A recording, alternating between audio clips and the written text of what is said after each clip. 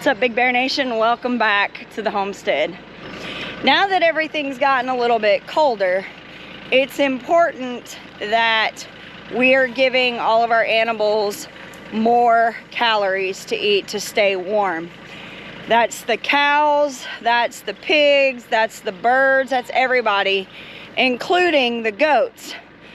Now, all during the summer, they ran around, they ate grass, they nibbled on the asparagus ferns we had, they were on everything. And that was fine because we didn't have a summer garden. We didn't have anything that we were worried about them eating up. So they had free reign over our entire property. We even tried to take them to the back a couple times and that wasn't very successful. So when we started to put in our fall garden, we put up a fence thinking that that would protect the garden. We didn't electrify it, but they were pretty much respecting that. So Carol made the cardinal mistake of opening up the fence one time to be able to pull in some dirt to fill a bed. And she went inside real quick, she came out, and the goats had gotten in there and destroyed it. And from that point on, it was a battle trying to keep them out of there. So we have moved them in to the old chicken coop, and the fence was kind of fallen, the gate was kind of busted. So the girls went in, fixed all that up, and now they're in there. Now, why do I tell you that story? Well, now that they're there and they can't forage, we have to bring the foraging to them. We have to bring those extra calories to them. So what we've been doing, and I wanted to bring this tip to y'all, if you have goats and you're in that kind of situation, sometimes you can't really do hay, whether it's you can't get it to your property, you can't afford it, whatever. Sometimes you gotta think outside the box, and this is one of those moments where we're not quite ready for bringing in hay yet. So what we're doing is we've been riding around the property, and last year we brought them cedar, and they absolutely love cedar. They'll eat the bark off of a cedar tree, but we also know that they like privet, and we have almost an unlimited supply of privet right now. So what I'm doing is every afternoon we're riding through the perimeter of the property, cutting some down and bringing it into them.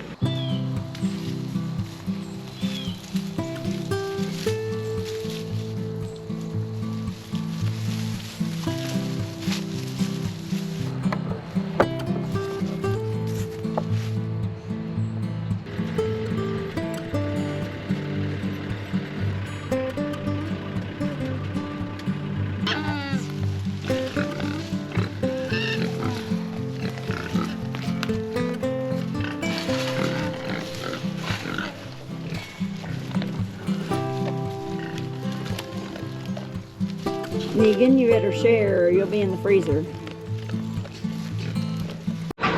So yesterday I brought them quite a bit of privet in the afternoon. Now there are 6 goats in here, 3 of the babies and then the 2 females and the 1 breeding male. And it looks like they ate down pretty much everything, but there's still leaves on the ground, like where they've stripped it. They also like the bark on the trees, so you can kind of see where they've started to strip down the bark. So definitely this afternoon we'll cut some more up, bring it to them. The other thing is that we're gonna have to do some research because we have other things right now that still have leaves on them, and I want to make sure that we know what we can feed them and what we can't feed them. And if you remember, 2 summers ago we killed almost half of our herd when we gave them hogweed. So we've obviously learned from that mistake, and we want to make sure that we don't do that again. Now, I said that the goats wreaked havoc on our garden. The nice thing about fall and winter stuff, for the most part, you're either going to have root vegetables that, unless they pull them up out of the ground, they're not going to destroy those. They may eat the tops, and that's okay. Or it's going to be something like a lettuce or a mustard where they may eat it down, but as long as they don't disturb the root, it will grow back. And so that's kind of where we're at now.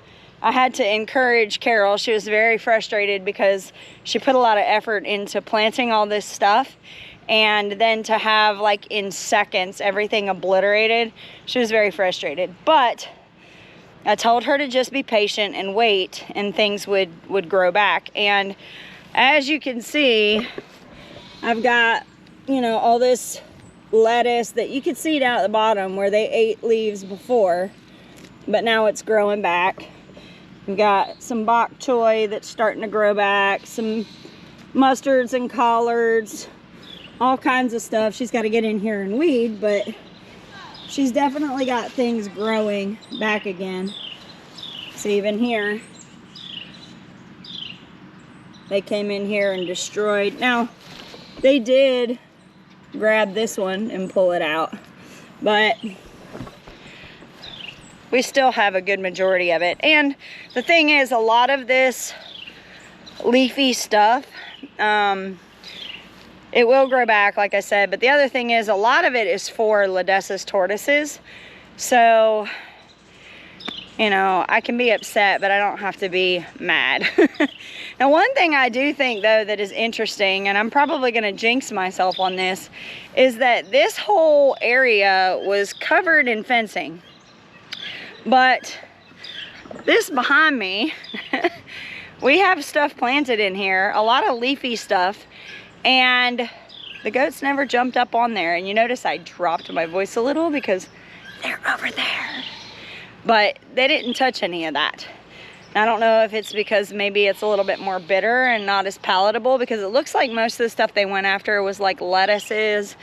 They did eat down all of my broccoli, cabbage, cauliflower leaves, so a lot of the more mild stuff.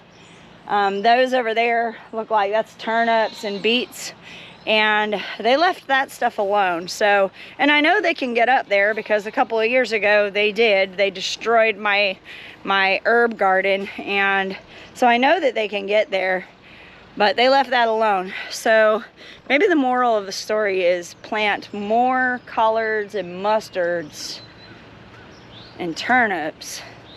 Maybe they'll leave that stuff alone. But I will say one thing about the goats. We're getting to a point, and I think I've said this before, that we have to look at what they're giving us versus what they're taking from us, or what we're giving them.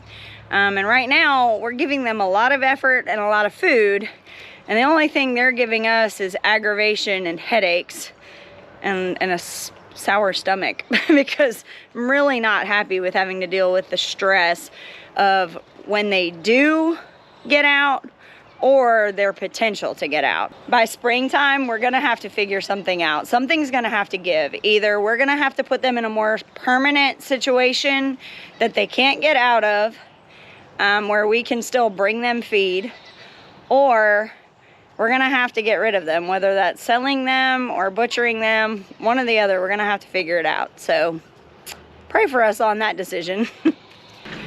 So I encourage you, if you're in this time where it's between fall and winter, things are getting colder, not quite ready to bring in hay, but you still need to supplement your animals with other stuff, look around.